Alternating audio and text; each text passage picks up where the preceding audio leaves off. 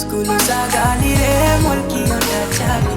मोर बहाना वाली रे फुल गजरा वाली देख ले है कि मोर सुलभ ऐसी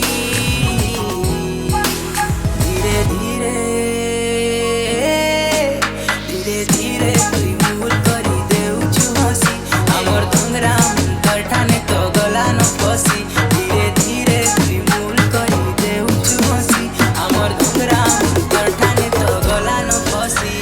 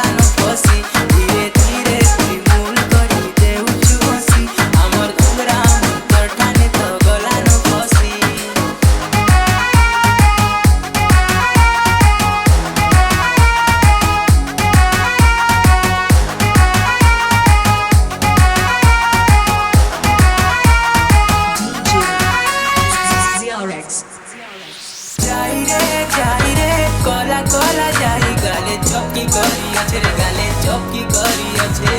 हल्दी गा जेते दूरी गले भी गाले लटकी करी अच्छे रे गाले लटकी करी अच्छे तिरछी नजर मारी रे चेहरा देखी करी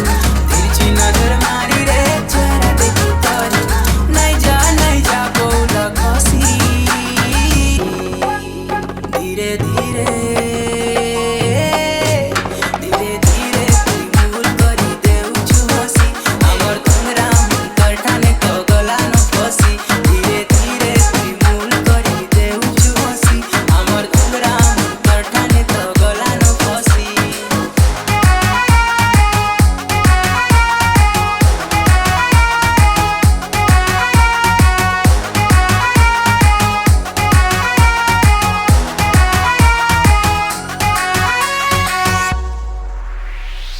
स्कूल सा गाली रे मोर की ओटा चाली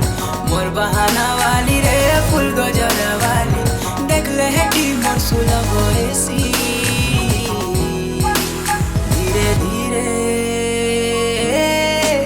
धीरे धीरे तुई मूल करी देउछु हसी हमर तंगरा मुंतर ठाने तो गला न फसी धीरे धीरे तुई मूल करी देउछु हसी हमर तंगरा मुंतर ठाने तो गला न फसी